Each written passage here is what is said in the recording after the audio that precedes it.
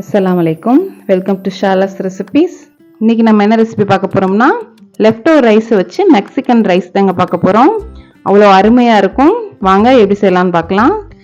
ஒரு கடாயில் 2 table spoon oil, 1 table spoon garlic சின்ன சின்னதாக கட் பண்ணது நல்லா வதக்கிக்கங்க. இந்த பச்சை வடை போகிற அளவுக்கு நல்லா வதக்கிக்கிறணும். லெஃப்ட் ஓவர் ரைஸை வச்சு இந்த மாதிரி கூட ரெசிபி செய்யலாமான்னு நீங்கள் யோசிப்பீங்க. அவ்வளோ டேஸ்ட்டாக இருக்கும். இதை 1/4 கப் வெங்காயம், அதையும் நல்லா வதக்கிக்கங்க. நல்லா செவந்து வரணும். இதில் 1/2 கப் தக்காளி பியூரி சேர்த்துக்கங்க. இதையும் நல்லா பச்சை வடை போகிற அளவுக்கு வதக்கிக்கங்க. தக்காளியுடைய ரா ஸ்மெல் போகணும். இப்போ இதில் 1 டேபிள் ஸ்பூன் டொமேட்டோ கெச்சப் அதையும் சேர்த்துக்குங்க. நல்லா இன்னும் டேஸ்ட் கொடுக்கறதுக்கு நல்லா வதக்கிக்கலாம். இப்போ இதுக்கு தேவையான மசாலாலாம் நம்ம சேர்த்துடலாம். 1 டீஸ்பூன் சில்லி பொடி, 1/2 டீஸ்பூன் மல்லித்தூள், 1/2 டீஸ்பூன் ஜீரகத்தூள், 1 டீஸ்பூன் கரம் மசாலா சேர்த்து நல்லா வதக்கிக்கங்க. இப்போ இதில் ஒரு 1/2 cup capsicum, 1/2 cup sweet corn சேர்த்துருக்கேன் நான். அதையும் நல்லா மிக்ஸ் பண்ணி விட்டுடலாம்.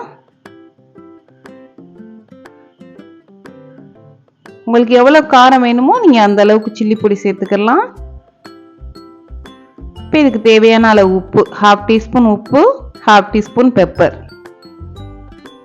சேர்த்து நல்லா மிக்ஸ் பண்ணி விட்டுட்டு இதில் ஒரு 1/2 கப் தண்ணி.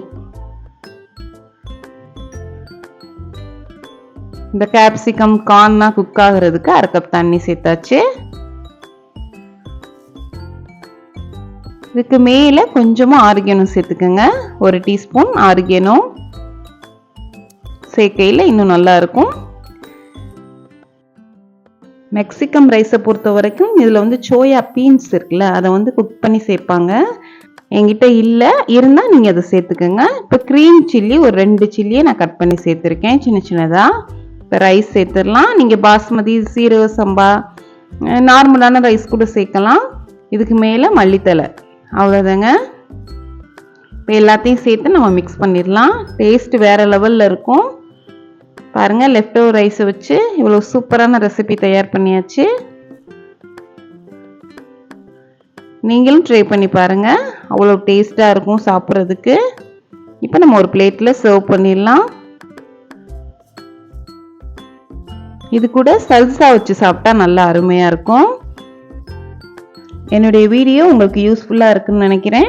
கண்டிப்பாக இந்த ரெசிபி ட்ரை பண்ணி பாருங்கள். வேறு லெவலில் இருக்கும். எல்லாமே நம்ம வீட்டில் இருக்கக்கூடிய இன்க்ரீடியன்ஸ் தான். இதுக்கு மேலே கொஞ்சமாக மொசரல்லா சீஸ் ஆப்ஷனல் தான், வேண்டானா விட்டுருங்க. இந்த ரெசிபி உங்களுக்கு பிடிச்சிருந்துச்சுன்னா லைக் பண்ணுங்கள், ஷேர் பண்ணுங்கள், சப்ஸ்கிரைப் பண்ணுங்கள். இன்ஷா அல்லாஹ் நெக்ஸ்ட் வீடியோவில் பார்ப்போம். தேங்க்ஸ் ஃபார் வாட்சிங். பாய்.